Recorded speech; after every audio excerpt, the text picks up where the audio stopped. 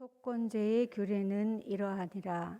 이는 지극히 거룩하니 번제물을 잡는 곳에서 속건제의 번제물을 잡을 것이요 제사장은 그 피를 제단 사방에 뿌릴 것이며 그 기름을 모두 들이되 곧 그 기름진 꼬리와 내장에 덮인 기름과 두 콩팥과 그 위에 기름 곧 허리 쪽에 있는 것과 간에 덮인 꺼풀을 콩팥과 함께 떼어내고 제사장은 그것을 다 제단 위에서 불살라 여호와께 화제로 드릴 것이니 이는 속건제니라.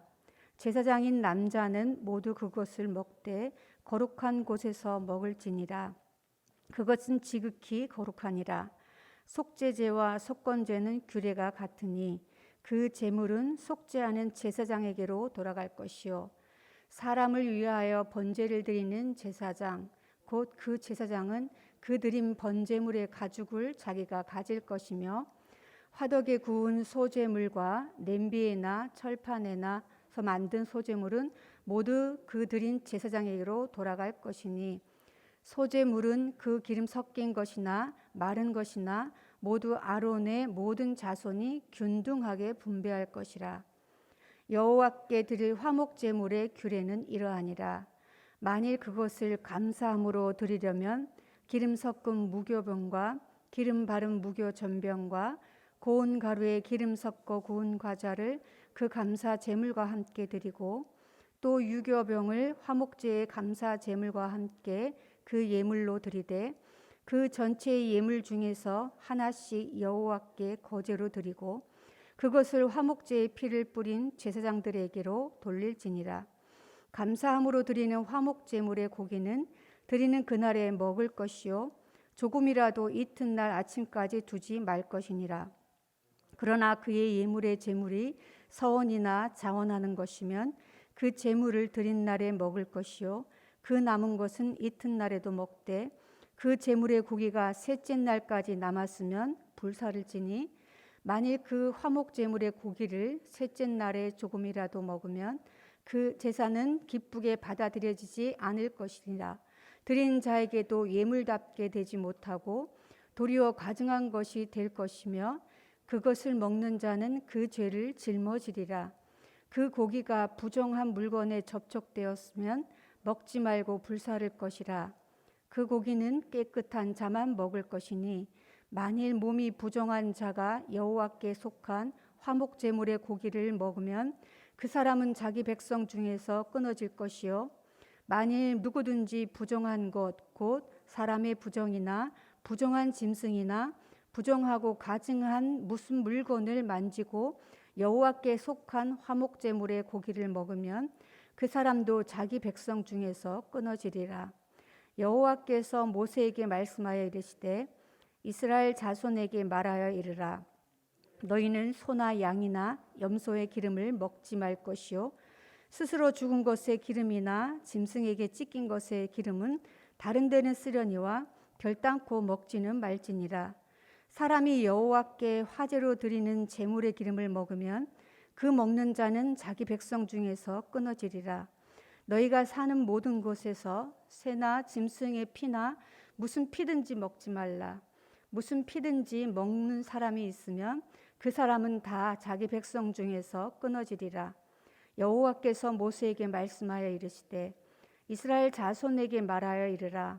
화목제물을 여호와께 드리려는 자는 그 화목제물 중에서 그의 예물을 여호와께 가져오되 여호와의 화제물은 그 사람이 자기 손으로 가져올지니 곧 그 제물의 기름과 가슴을 가져올 것이요 제사장은 그 가슴을 여호와 앞에 흔들어 요제를 삼고 그 기름은 제단 위에서 불사를 것이며 가슴은 아론과 그의 자손에게 돌릴 것이며 또 너희는 그 화목 제물의 오른쪽 뒷다리를 제사장에게 주어 거제를 삼을지니 아론의 자손 중에서 화목 제물의 피와 기름을 드리는 자는 그 오른쪽 뒷다리를 자기의 소득으로 삼을 것이니라. 내가 이스라엘 자손의 화목 제물 중에서 그 흔든 가슴과 든 뒷다리를 가져다가 제사장 아론과 그의 자손에게 주었나니 이는 이스라엘 자손에게서 받을 영원한 소득이니라. 이는 여호와의 화제물 중에서 아론에게 돌릴 것과 그의 아들들에게 돌릴 것이니 그들을 세워 여호와의 제사장의 직분을 행하게 한 날 곧 그들에게 기름 부은 날에 여호와께서 명령하사 이스라엘 자손 중에서 그들에게 돌리게 하신 것이라. 대대로 영원히 받을 소득이니라. 이는 번제와 소제와 속죄제와 속건제와 위임식과 화목제의 규례라. 여호와께서 시내 광야에서 이스라엘 자손에게 그 예물을 여호와께 드리라 명령하신 날에 시내 산에서 이같이 묘세에게 명령하셨더라. 아멘. 레위기 7장은 레위기 1장에서 시작한 이스라엘의 5대 제사에 대한 결론이 포함된 부분입니다. 마지막 절을 여러분이 읽으신 것처럼 이 말씀은 시내 광야에 있을 때의 모세를 통해서 이스라엘 사람들에게 주신 제사법입니다. 이 결론 부분에 가서 제일 중요하게 여기는 부분은 이 제사의 제물을 누구에게 돌릴 것인가 라는 것에 대한 초점이 맞춰져 있습니다.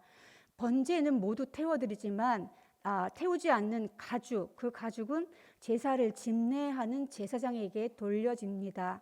그리고 속죄와 속건제는 봉헌자에게 돌아갈 것이 없고 그 제물을 집례하는 제사장들이 서로 나누어 모든 제사장들의 양식으로 거룩한 회막 안에서 먹도록 되어 있었기 때문에 그의 가족들도 먹을 수 없었습니다. 소제물이 유일하게 함께 그들의 양식으로 쓸 수 있는, 가족들이 먹을 수 있는 양식이었는데, 여기서 지금 마지막 7장에서 유일하게 봉헌자도 함께 나눌 수 있는 화제물에 굉장히 초점이 맞춰져 있습니다. 이것은 제사법을 잘 알지 못하는 이스라엘 백성들이 하나님에게 드려진 이 예물을 먹을 때에 매우 조심하지 않으면 안 되는 이유가 있기 때문입니다. 7장에서 이 제물을 잘못 먹은 이스라엘 사람들이 여호와 앞에서 그들의 백성 중에 끊어지게 하시겠다는 말씀이 4번이나 반복되고 있습니다. 이 말씀이 하나님 앞에 나와서 속죄의 기능을 가진 5가지 제사를 드리는 이스라엘 백성들에게 굳이 속죄 기능이 다 있는데 굳이 5가지 제사를 드릴 수 있을까, 드릴 필요가 있을까라는 생각을 하게 되지만, 기본적으로 하나님 앞에 큰 범죄를 어떤 제목을 가지고 범죄를 하지 않았다 하더라도 일반적으로 번제와 소제와 화목제를 강요하지 않은 선에서도 하나님 앞에 드리도록 하셨고, 속죄제와 속건제는 특별한 항목들이 있습니다. 여호와의 계명을 어겼을 때에, 그리고 그 여호와의 계명 안에서 타인에게 손해보는 일을 끼쳤을 때에 배상하도록 하는 제사법이었습니다. 이렇게 속죄의 기능이 모두 있는데도 불구하고 5가지 제사를 추가 기능을 주셔서 하나님께서 하나님 앞에 속죄를 받았지만 그 속죄 이후에 여호와의 말씀을 범하지 않으려고 애쓰는 성도, 여호와께 속죄받은 성도가 또 하나님과 이웃과의 관계에 있어서 화목해야 하는 이런 모든 부분들을 이 5가지 제도 안에서 우리가 그 역할을 통해 배울 수 있도록 하셨습니다.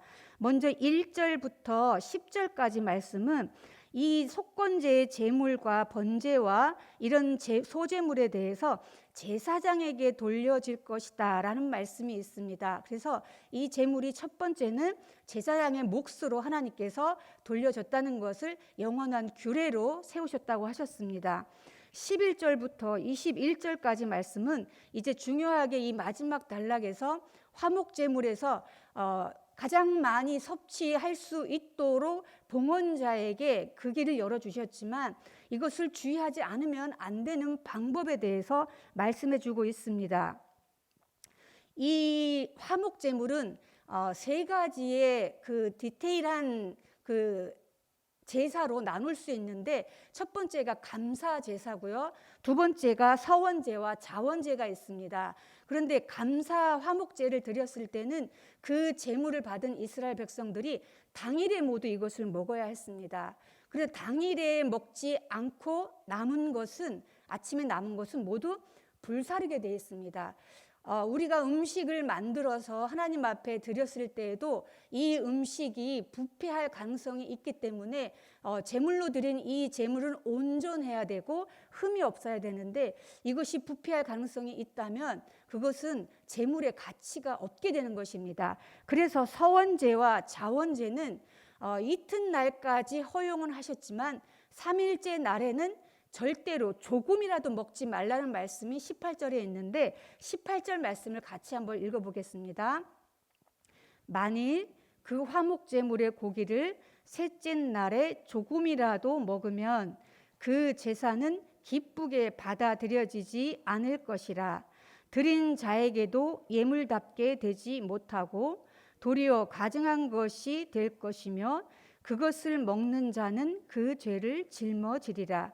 이 화목제물 중에서 감사제는 당일에 다 먹어야 되지만 서원제와 자원제는 이튿날까지 먹을 수 있는데 3일째 되는 날에는 조금도 먹지 말라는 말씀은 굉장히 강조를 한 말씀입니다. 이것은 제사를 드린 사람이 형벌을 받지 않도록 미리 예방하시기 위한 말씀인데, 만약에 조금이라도 먹으면 하나님께서 그 제사를 기쁘게 받지 않겠다고 하십니다. 속죄를 받았지만 그 이후에 제물을 먹는 삶으로 나아갔을 때 하나님의 말씀에 순종하지 않는다면 그 속죄는 아무런 의미가 없습니다.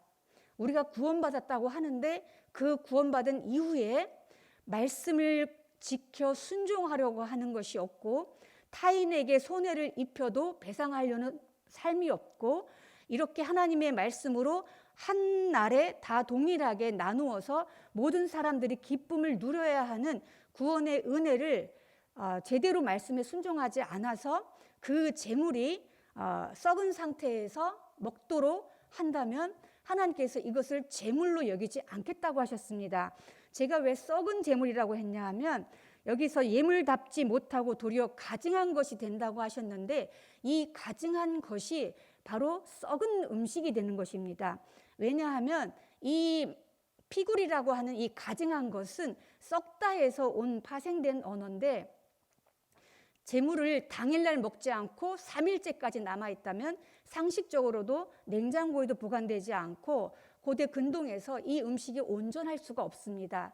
하나님 앞에 우리가 의인의 삶을 살아간다는 것은 그 제사에서 속죄받은 상태가 조금이라도 부패하지 않고 썩지 않고 온전하게 그 삶을 살아드리는 데까지 하나님께서 우리에게 원하신다는 것입니다. 그런데 만약에 그것을 먹는 사람은 그 죄를 짊어지리라 라고 말씀하셨습니다. 죄를 속죄하러 왔지만 다시 그 짐을 지고 가게 되는 것입니다. 속죄를 받지 못했다는 말씀입니다. 더 두려운 말씀은 이렇게 하나님께서 20절과 21절과 25절과 27절에 보시면 몸이 부정한 자나 또 부정한 음식을 먹었을 때는 자기 백성 중에서 끊어질 것이요, 죄를 짊어지고 간다는 표현을 조금 더 우리가 듣기에 엄숙하게 받을 수 있는 말씀으로 주시는 말씀이 자기 백성 중에서 끊어질 것이요라는 표현으로 썼습니다. 피와 기름도 절대 먹어서는 안 되는 음식으로 성경에 기록하고 있는데, 피는 생명이 피에 있기 때문이라고 레위기 17장 11절에서 말씀하고 있습니다. 이 생명을 구원받기 위해서는 생명을 바쳐야 하는데, 그 생명이 피에 있는데 피를 통해서 속죄를 받게 하셨는데, 피가 들어간 음식을 먹는다면, 제물을 먹는다면 속죄 기능을 할 수가 없는 것입니다. 그래서 제사를 폐지하게 만드는 것입니다. 하나님 앞에 나가는 길을 막는 것입니다. 기름이라는 것은 가장 좋은 것을 얘기합니다. 아벨이 제사를 드렸을 때에 첫 새끼와 기름을 드렸습니다.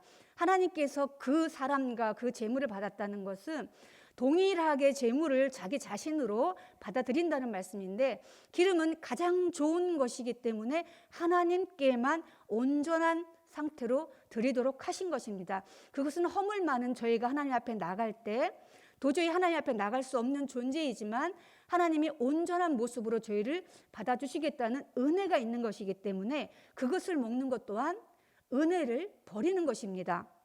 그래서 이렇게 4번이나 이 제사법 마지막에 화목 제사를 통해서 그것을 섭취하는 사람들이 하나님 앞에 끊어지지 않도록, 이 하나님 앞에 백성 중에서 끊어진다는 말은 언약을 세울 때 자르다라는 말을 사용합니다. 그런데 자르다를 수동형으로 사용한 게 끊어질 것입니다.